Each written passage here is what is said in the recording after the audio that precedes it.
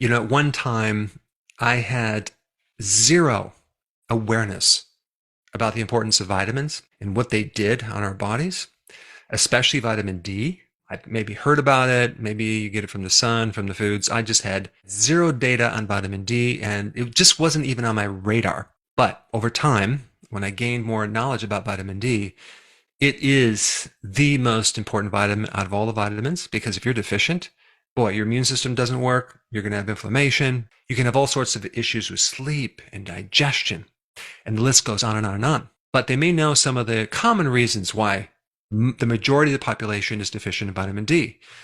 Gut inflammation, no gallbladder.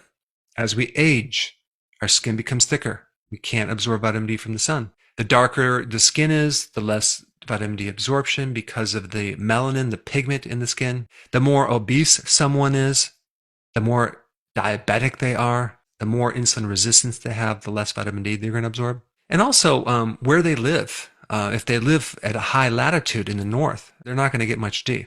And it's virtually impossible to get vitamin D from your diet. People are also more aware that their genetics have a big play in vitamin D too. There are many different genes that a person can have a problem with that either makes it difficult to convert into the active form of vitamin D or just absorb vitamin D. And I have that problem myself. Then you have, if a person has an infection, microbes can downgrade vitamin D receptors and block the absorption of vitamin D as their strategy to overcome your immune system. If someone has a fatty liver, or they smoke, or they consume sugar, or they go through stress, they're going to absorb less vitamin D. If they're on a statin or on a low-fat diet, they're not going to get as much vitamin D. If there's pollution in the air, or even if they're getting too many omega-6 fatty acids with the soy oil, the corn oil, the canola oil, that will block vitamin D. But I want to talk about 7 things that you probably have never heard of before, and they're very interesting and they're very important to know. Number 1, the majority of side effects that may occur when you take vitamin D, okay, and I'm going to list them: fatigue, insomnia, constipation, diarrhea, a skin rash, nausea, headache, pain, all could occur if you're low in magnesium. Magnesium is such an important mineral in relationship to vitamin D. It helps it work better. And if you're deficient in magnesium, which a lot of people are, vitamin D may give you additional issues. So in other words, if you take more vitamin D, it can exaggerate an already deficient situation with magnesium. Now, of course, the side effect from very large amounts of vitamin D over many, many months, potentially creating hypercalcemia, could give you kidney stones. But this is very, very rare. And this, I think, is probably the biggest fear. They don't realize that you'd have to take a lot more over a long period of time before you got kidney stones or hypercalcemia. And if you're taking magnesium and other factors related to this vitamin D, like K2, the odds of you getting hypercalcemia, too much calcium in the blood, go even lower. But drinking a little bit more water, like 2.5 liters of fluid per day, can really almost eliminate the formation of kidney stones, because kidney stones form when there's a super concentrated amount of this calcium in the urine. So if your urine is so diluted, it can never be super concentrated. Number 2, taking vitamin D infrequently works a little bit better than on a regular basis. So if we compare taking 10,000 IUs of vitamin D every day as a maintenance dose, and you instead did 50,000 IUs once a week or twice a week, that might work a little better for you. And this is good because sometimes people forget to take vitamin D and they think, is it going to do any good if I take it a few times a week? And the answer is yes. Remember, vitamin D is a fat-soluble vitamin. So when it goes in the body, it gets stored in the fat cells, and it can be released over time. It's not like a water-soluble vitamin, like some of the B vitamins and vitamin C, that you would want to take those on a daily basis. The next thing that people don't realize is this.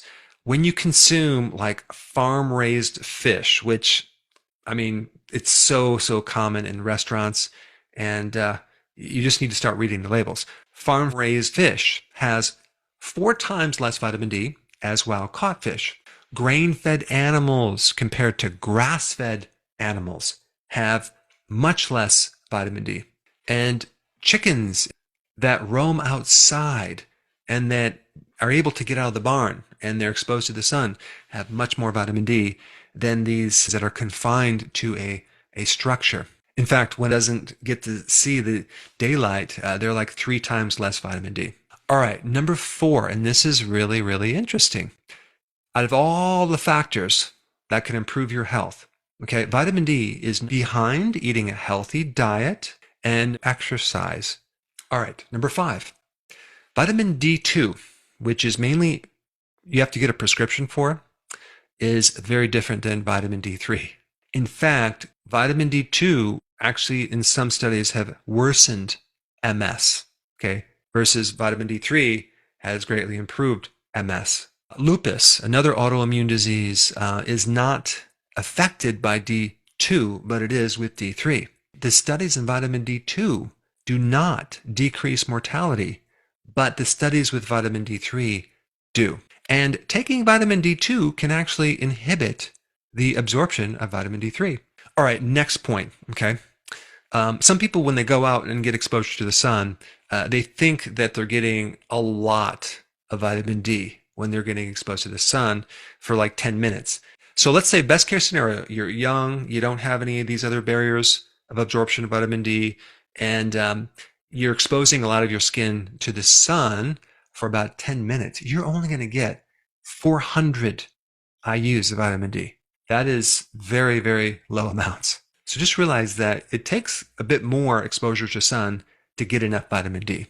All right, and last point that I think is very, very important, because a lot of people take vitamin D3 and they don't realize that manufacturing companies are adding corn syrup to vitamin D. In fact, the manufacturing company that I work with in Europe basically told me with a high level of certainty I was the only one to ask or request a vitamin D product without corn syrup. And I would suspect a similar thing is happening in the US, but I don't know for sure.